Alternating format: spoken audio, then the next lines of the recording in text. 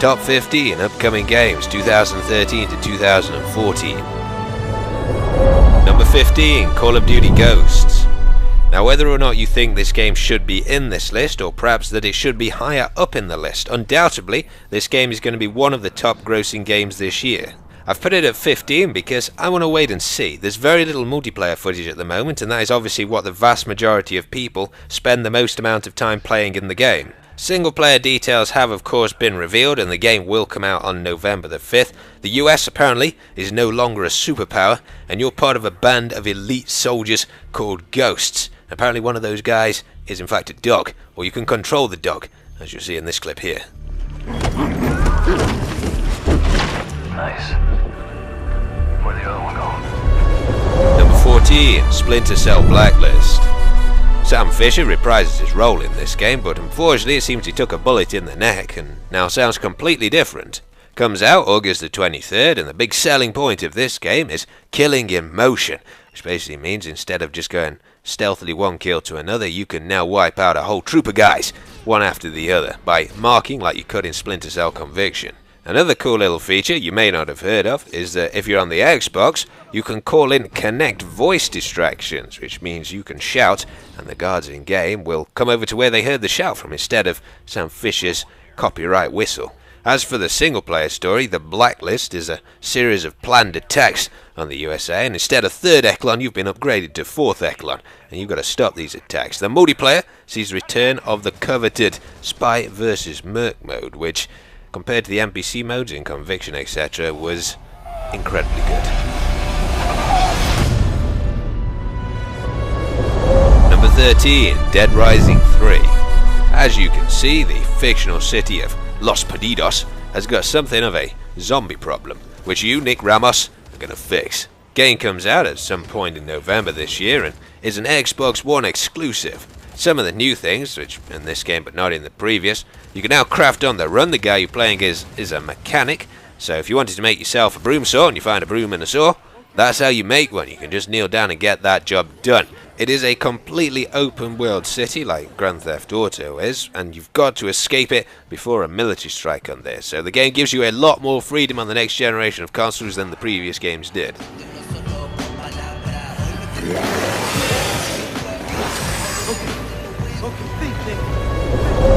Number 12, Watch Dogs. Now this game has become something of a fan favourite. You're a sort of cyber spy kind of guy who can basically take control of the city with his mobile phone. Now some of you may disagree with the position of this game in this list, but I'm simply going by what I find to be the most enjoyable games, and to be honest, all of the games in this top 15 are pretty damn good.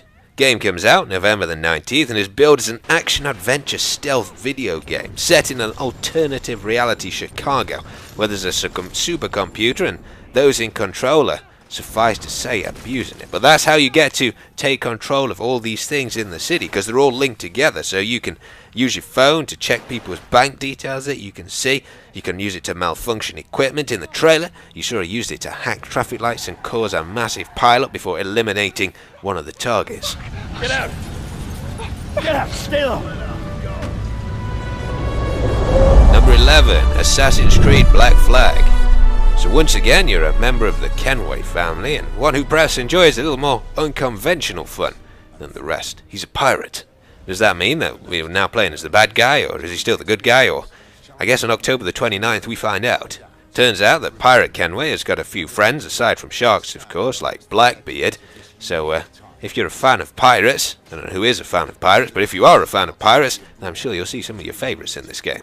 The game is supposedly broken down 60% on land gameplay and 40% ship gameplay. Now that means that you'll be sailing between 3 of the major ports in the game, which are Harrington, Kingston, and I think the last one's called Nassau. But basically you've got both land and naval exploration in this game, including, controversially for some people, whaling. So if you fancied a bit of whale, then you can now have a bit of whale. Join them under the black flag of Assassin's Creed 4. Number 10, Metal Gear Solid 5, The Phantom Pain. I have to say, at E3 I was absolutely blown away by this game. It just came completely out of the blue. comes out 2014 at some point for both the current and future generation of consoles. Now the game is supposedly split into two parts. The first part, Snake is infiltrating a Black Ops site in Cuba to extract a couple of prisoners, and I think that part is called Metal Gear Solid Ground Zeroes, and that was what a lot of people thought the title of this game was actually going to be. But the second part, the Phantom Pain part I guess, is set during the Afghan-Soviet War, of course in Afghanistan. The game is completely open world, you can attack objectives as you please in it, and if you're a fan of the previous games, there are some new but also some old faces returning, notably Snake's enemy Ocelot, who's now sort of his friend, voiced by Troy Baker, who of course voiced Joel in The Last of Us, and also Booker in Bioshock Infinite, so it seems like they're pulling out all the stops for this game.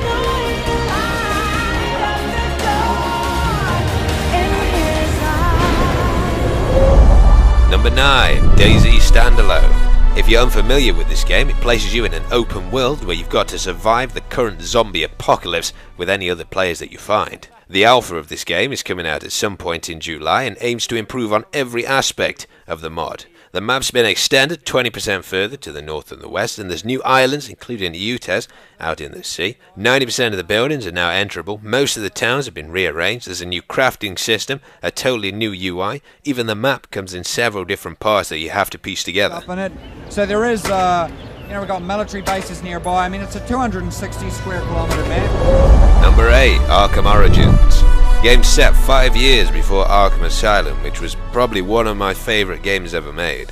As you would imagine, when the game comes out on October the 25th, you'll be playing as Batman, and he's brought with him a whole new set of tools, including the Batwing, which you can now use to travel from one place to another. Of course, Arkham City was pretty open world, and it seems like the world in Arkham Origins is going to be even bigger, so that's how you get from one place to another. There's also the Batclaw, which allows you to attach two enemies together.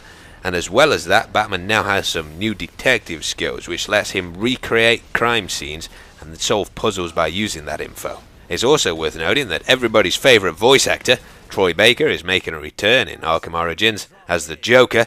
He was of course in Arkham City, both Harvey Dent and Robin, and a whole host of other characters as well.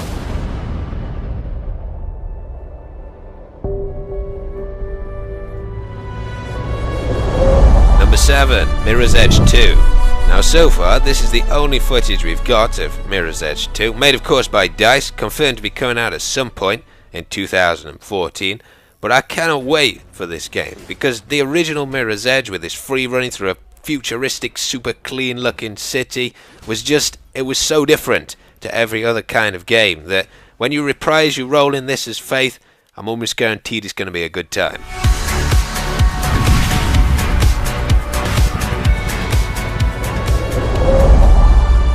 Number 6, The Division. This was probably the biggest shock, for me at least, at E3.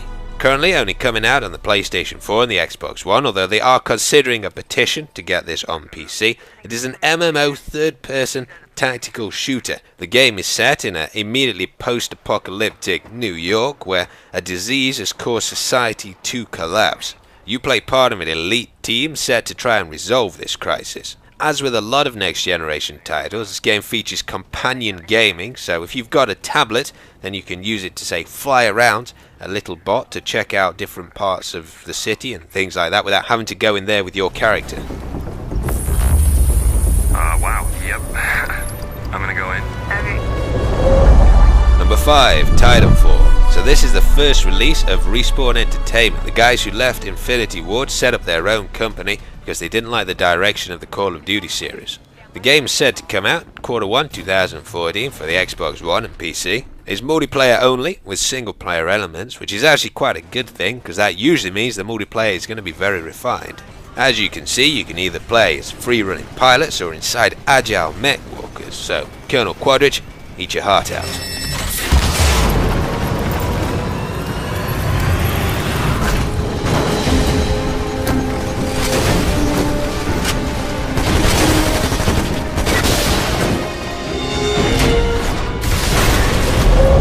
Number 4, Destiny. So this is the product of Bungie's new 10-year publishing deal with Activision. You play 700 years in the future. Humans have branched out during what was called the Golden Age to planets in the solar system. But then for some reason, there was a collapse of all of this, where all the colonies were destroyed and mankind was nearly wiped out, but were saved by a mysterious orb called the Traveller, which hovers above the last city on Earth.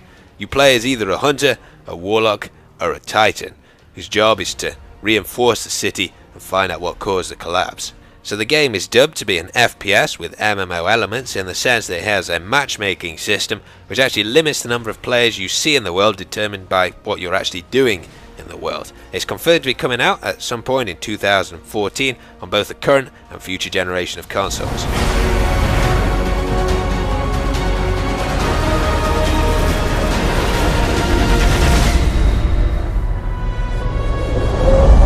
Number 3, Battlefield 4. I don't think I have ever felt such anticipation for an upcoming multiplayer shooter. Battlefield 3 obviously contains some flaws, but now that this game is on the future generation of consoles and PC and the past generation, it could well become the definitive Modern Warfare shooter. It comes out on October the 29th and, to be honest, features everything that should have been in Battlefield 3. A new commander mode, the ability to swim underwater, counter knives, Frostbite 3.0 destruction.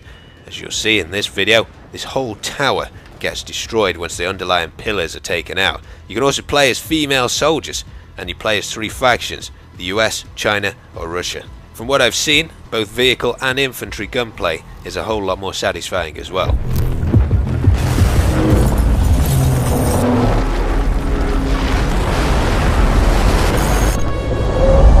Number 2, GTA 5. Set in Los Santos, the world is now bigger than those of Red Dead Redemption, San Andreas and GTA 4 combined. Confirmed for release on the current generation of consoles on the 17th of September this year, it's not just a city anymore. There's beaches, mountains and a whole wilderness to explore. You play as either Michael, Trevor or Franklin, each of whom have their own abilities, and you can switch between them and work together at any point.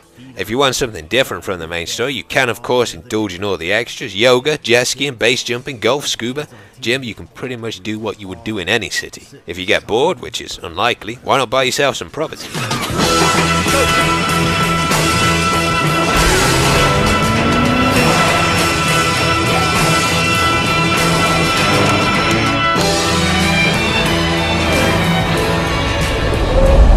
Number 1, Star Wars Battlefront 3. Now it may surprise you that this is at the top of my list, given that they've only shown this small cinematic, but I've been waiting for so long to get a decent Star Wars game, and I really think DICE can nail it this time. They've already said you can fly from the planetary surface all the way up into a space battle, so it looks like it could be incredibly good.